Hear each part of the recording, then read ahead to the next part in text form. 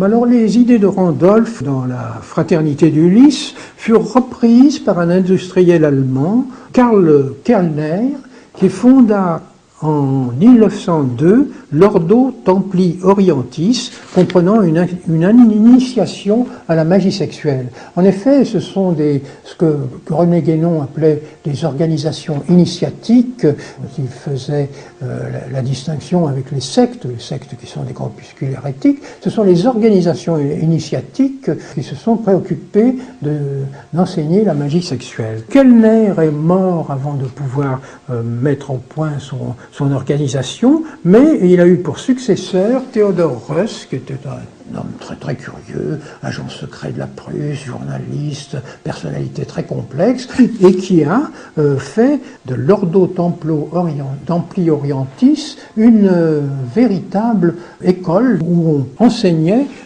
cette discipline. Il a la revue L'Oriflamme, où il annonça en 1912 « Notre ordre possède la clé qui ouvre toutes les mystiques maçonniques et hermétiques, à savoir l'enseignement de la magie sexuelle. » Or, l'OTO, puisque c'est comme ça qu'on a appelé l'Ordo Templi Orientis, l'OTO comprenait 9 grades d'initiation, et c'est seulement à partir du 8e grade, donc il fallait avoir des connaissances préliminaires, qu'on abordait le problème, et on commençait, la 8e grade était consacrée à la masturbation initiatique, c'est-à-dire que les initiés ne pouvaient se masturber qu'en pensant à des dieux ou à des déesses, pas à des êtres humains, les fantasmes devaient être des fantasmes divins. Vous voyez donc encore une fois l'élimination de tout l'élément démoniaque. Et le 8e degré était la magie sexuelle proprement dite, c'est-à-dire comment accomplir justement l'acte sexuel de manière à obtenir des pouvoirs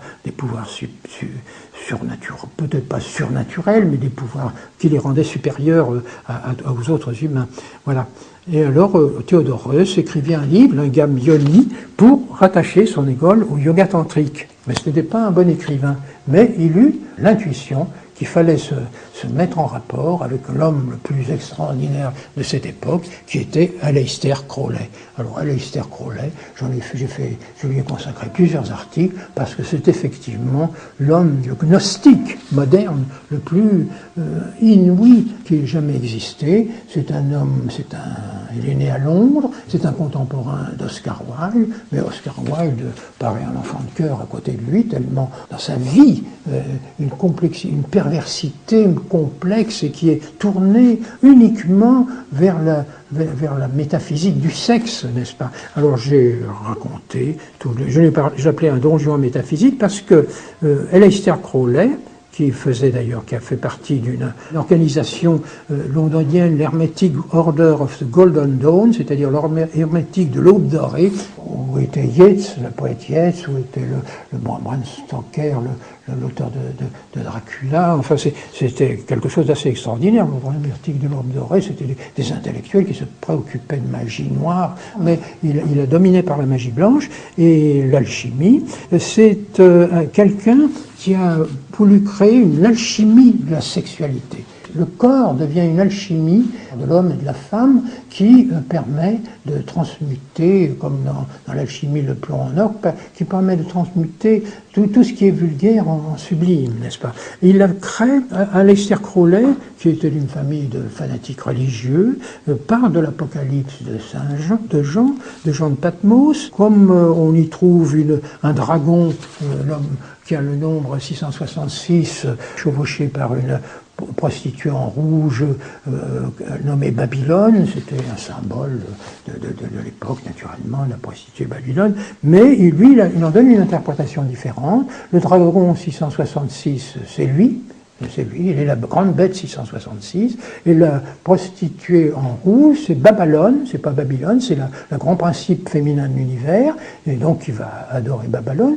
et la prostituée rouge, c'est la femme écarlate, Scarlet Woman, qui va rechercher tout le temps, dans toute sa vie, et qui va pour qu'elle lui serve de comparse pour explorer justement le monde invisible. Il a eu 8 petites femmes écarlates, dont la première était Rose Kelly, qu'il a épousée, et il les mettait en transe. Il les mettait en transe, parce qu'il avait des pouvoirs de magnétiseur extraordinaires, et il leur faisait converser avec le monde invisible, selon une technique d'ailleurs qui remonte à John Dee, l'astrologue de la reine Élisabeth Ier. Il les faisait dialoguer avec des entités invisibles. Et c'est ainsi que Rose Kelly, lors d'un voyage en Égypte, en 3 jours, eut l'impression d'être possédée par un esprit, par un ange gardien, Ewas, qui était l'ange gardien de Crowley, et lui dicta en 3 jours le livre de la loi, le Book of the Law, qui sera le livre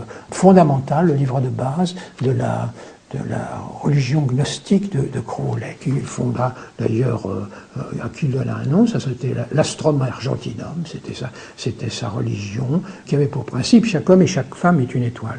Mais alors, ce qu'il y a d'extraordinaire, c'est que la magie sexuelle de Crowley devient opératoire.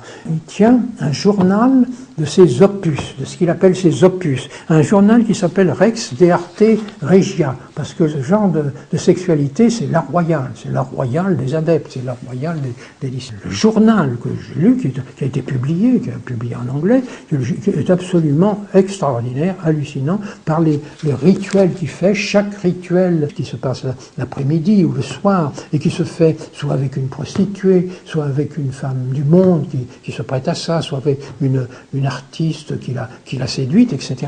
Chaque opus se fait avec une intention, comme Charles de Randolph, en formant un vœu. Beaucoup de ces vœux, comme il a pas d'argent, c'est de monnaie, donc c'est obtenir de l'argent. Mais il dit, il ne faut pas se dépiter si on ne reçoit pas un chèque le lendemain. Ça peut venir plus tard, ou bien ça peut être, il faut répéter l'action, il répète plusieurs fois monnaie, les choses avec monnaie. Et il aura fini par recevoir de l'argent, naturellement.